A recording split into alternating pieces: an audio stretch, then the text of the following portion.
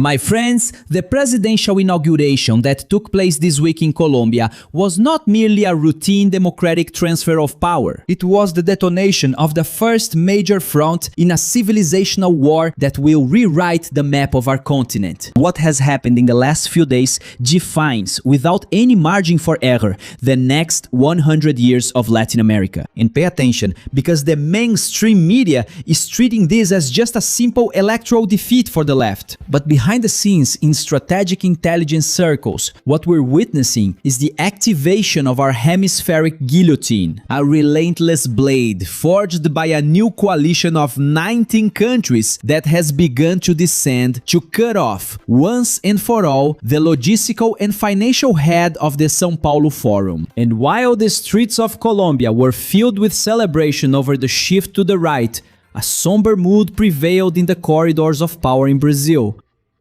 Look at the level of strategic audacity and brutal symbolism of this inauguration. The new president of Colombia, Belardo de la Espriella, broke decades of cowardly tradition. He refused to take command of the country in the armored comfort of the capital, Bogotá. In a move that shocked the bureaucratic elite, he transferred the inauguration ceremony in the center of power to the city of Cali. Cali, my friends, is not just a city in southwestern Colombia. It is the geographic and historical heart of the criminal underworld. Drug trafficking routes, the artery of organized crime, the territory where the FARC dissidents and the cartels rule through terror. It's the same thing as Flávio Bolsonaro taking office in areas controlled by the PCC and Comando Vermelho. Holding the presidential inauguration at the epicenter of the cartel is not a ceremonial act, it's an open declaration of war. It's the state telling the narco-terrorists, we're here to take back the territory that was handed over to you. And this is exactly where the hemispheric guillotine goes into action. The defeat of Gustavo Petro from Colombia is the ultimate nightmare for the political system that governs Brazil today. And why is that? Because for years, Colombia served as the great vault and sanctuary for the armed radical left. There was a pact of blood and silence. The fall of the Colombian left doesn't just mean a change of president, it means the dismantling of a vital base of operations for the survival of dictatorships throughout South America. And this changes the game, something Fantástico will never fully admit. Colombia was one of the key pieces. Without Bogotá's complacency, the regional autocratic axis is crippled. The president of Brazil watches, terrified, as his greatest neighboring ally is driven out of power by the popular vote. And Lula's terror is justified. He knows perfectly well that the same machinery of public outrage, the same popular exhaustion, and the same international front that crushed the socialist project in Colombia are already targeting Brazil for 2026. The hemispheric guillotine will not stop in Cali. It is coming down relentlessly toward the south. And for you to understand how real this cleansing machine is, we need to look at the first 72 hours of the new Colombian government. Colombia's foreign policy made a geopolitical U-turn that left the communist bloc stunned. Abelardo de la Espriella didn't send any notes of protest. He summarily and officially broke off diplomatic relations with the tyrannies of Cuba and Nicaragua. And in the opposite move, he restored the strategic alliance with the State of Israel, announcing the immediate reopening of the diplomatic mission in Jerusalem. My friends, this goes far beyond parlor diplomacy, because when you cut ties with Havana and Managua, you are cutting the umbilical cord of intelligence training and money laundering that sustains the São Paulo Forum. But the fatal blow came from the north. The new Colombian government finalized and secured a massive security cooperation plan worth $1 billion with the United States. And don't be fooled into thinking that Donald Trump, when designing the Siege of the Americas, is coming here to save Brazil out of kindness. My friends, geopolitics doesn't have a heart, it has interests. And Trump is declaring a global war against the Axis, establishing what strategists call the doctrine. Monroe 2.0, the assertion that the Americas belong to the free West, and to the definitive expulsion of the dark influence of China, Russia, and Islamic terrorism from our hemisphere. And the result of the $1 billion plan in Colombia is the military annihilation of the cartels. The new Colombian president ordered the immediate transfer of 117 gang leaders to maximum security prisons. And he announced the relentless return of aerial fumigation of coca crops with state-of-the-art herbicides. And why is this a direct attack on the Latin American left? My friends, because drug trafficking and continental socialism have gone hand in hand for decades. The dirty drug money that comes down from the mountains of Colombia is the same money that finances shady political campaigns, fuels institutional corruption, and supports dictatorships. When the Colombian president orders the spraying of coca plantations and Trump tightens the noose around organizations like the Red Command and the PCC, they're not just handling public security, they're blocking the undeclared bank accounts of the left. They're killing the beast by financial starvation. And speaking of the beast and financial starvation, if you think this topic is important and want more Brazilians to have access to it, sponsor this video now. Use the super thanks below or use the Pix details that appear on your screen. Be an active part of this project. But you might think that this transition would be limited only to the field of political rhetoric. But even nature seemed to intervene to test the resilience of this new chapter.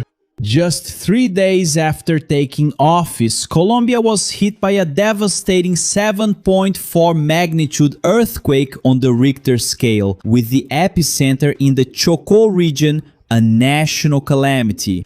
But the way the new leader handled the disaster is the greatest metaphor for what is happening on the continent. While the ground physically shook and cracked beneath the feet of Colombians, the rotten left-wing political system was also collapsing under the weight of its own hypocrisy. The president cancelled routine bureaucratic meetings, declared a state of disaster to unlock immediate resources, and personally flew to the middle of the rubble. And that's the lethal contrast. The left was not ousted from power in Colombia and is not losing strength in Argentina and Brazil because of international or imaginary conspiracies.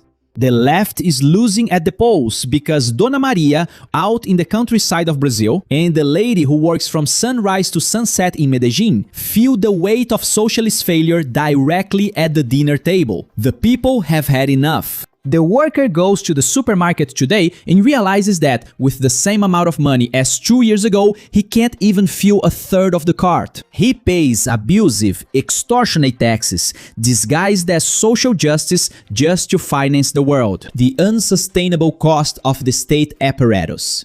And what does Dona Maria see on the other side of her cell phone screen? She sees Lula, Yanya, and the whole elite of iPhone revolutionaries flaunting fortunes in luxury hotels in Paris and New York. The people the government swears to protect don't have access to basic protein. They don't eat meat, but they're forced to pay tax upon tax so that the top of the power structure can live like the old European royalty. And that's why the system panicked and declared total war against freedom of speech and digital platforms. In the era of decentralized information, the monopoly on the narrative melted away. The average citizen no longer needs to wait for Rede Globo's 8 o'clock news to understand what's happening behind the scenes in Brasilia. The truth leaks out through social media. Hypocrisy is unmasked in real time. The hemispheric guillotine is not moved by armies alone. It is moved by the crystal clear awareness of a people who have finally seen the invisible strings of the political theater and decided they will no longer accept being financial slaves to a millionaire socialist elite. If you think the central problem for the power axis was simply the electoral defeat and the loss of the presidential seat, wait until you see the X-ray of the desperation in the last 12 hours of Gustavo Petro's government. Lula's friend, in the dead of night before the transition of power, revealed the parasitic DNA of socialism. They knew the gravy train was about to end, and the final looting was monumental. In his last hours with the presidential pen in hand, Petro signed a flurry of decrees that would be comical if it weren't daylight robbery.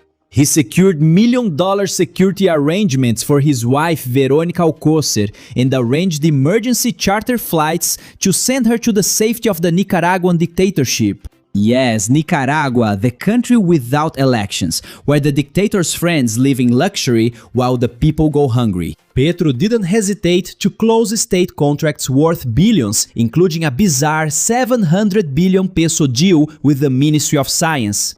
And he signed the purchase of 11 ambulance boats in the Amazon to favor last-minute allies. And the cherry on top of the corruption cake? He gifted his own son, Nicolás Petro, and other close allies with valuable notary offices. In Colombia, just like in Brazil, owning a state notary office is like winning the lottery. It's endless money, guaranteed by the sweat of citizens who have to pay absurd bureaucratic fees just to exist. And all of this happens in the final breaths of his parasitic term. This behavior isn't just an isolated moral failure, it's the official methodology of the system. The Latin American socialist dream was never about lifting the poor out of misery. The goal was always the eternal hold on power. For the elite of the São Paulo Forum, it doesn't matter if the people are eating garbage in Venezuela, as long as the leadership remains trillionaires. They can't and don't know how to govern in a free market environment where there are laws, respect for contracts, and separation of powers. The left suffocates in the light of legal certainty because, without corruption, without money laundering by criminal factions, and without constant tax extortion, their ideological machine shuts down. The escape of the Petro family to allied dictatorships is the exact mirror of what will happen in Brazil when the clock hits zero. And it will hit zero. So pay attention because we're in an election period and they can block our channel at any moment. That's why I activated our backup channel called Blinde a Sua Mente. If this one goes down, we'll continue the mission there. So use the QR code or the link in the description and in the first comment now to subscribe to our new backup channel. Go there now! But let's not be naive in thinking that the transition would be peaceful in Colombia. Organized crime doesn't hand over the keys to the vault without shedding blood. The response to Abelardo de la Esprelia's hardline stance was immediate and violent. In the first days of August, a coordinated wave of bomb attacks shook Colombia. In Cúcuta, a truck bomb detonated next to a police base, tearing up the asphalt and leaving 11 people seriously injured, including civilians and teachers. In Santander de Quilichao, in the Cauca region, a car bomb vaporized an entire toll plaza. In the department of Cesar, explosives were dropped from the air using military tactical drones against a police station, killing a law enforcement officer. These terrorist attacks, orchestrated by FARC dissidents and commanded by warlords like Ivan Mordisco, are the materialization of the threat made by Gustavo Petro himself before he fell, the promise of a civil war. They use terror because the hemispheric guillotine has started to cut off their lifelines, and they know that the leniency pact is over. The new president will not sit at negotiation tables filled with soft concessions. The order now is relentless pursuit. This is the civilizational war that has already landed on our continent. The pieces are being brutally removed from the board. The right has taken Colombia. Argentina is being rebuilt with a chainsaw. Cuba is in an energy and social collapse, about to collapse under its own weight. The dictatorship of Venezuela has been seized and brought under control. In fact, it normalized relations with Israel after 17 years of broken ties. And in the north, the coalition led by Trump is preparing the final siege to crush the remaining funding mechanisms. The time has come for you, citizen who understands the sheer gravity of this historic moment, to take your stand. Head to our comment section right now and show that you are not a hostage to failed narratives. Type the two keywords that sum up the fate of this continent: hemispheric guillotine and Monroe Doctrine 2.0. I repeat, hemispheric guillotine and Monroe Doctrine 2.0. My friends, Brazil has become, through inertia and stubbornness, the last great bastion supporting the São Paulo Forum in the Americas. The warning, which comes from Cali, is clear, cold, and frightening. Time is running out. And when the overwhelming weight of the new hemispheric order finally breaks the legs of the system in Brasilia, the big and terrifying strategic question will be just one. Where will the architects of backwardness run when there are no embassies left willing to grant them asylum? Naivete costs countries. Ignorance takes away your freedom. Prepare your mind because mental armor is strategic. Because the collapse of these leaders teaches us a brutal lesson about power and survival that applies exactly right now in your market. Pay attention. The most valuable thing in today's world isn't gold or oil or uranium, it's people's attention. And the golden rule of modern warfare and business is this: whoever doesn't control their own narrative is inevitably controlled by someone else's narrative. Today, I'm recruiting entrepreneurs and professionals who are undeniably the best at what they do.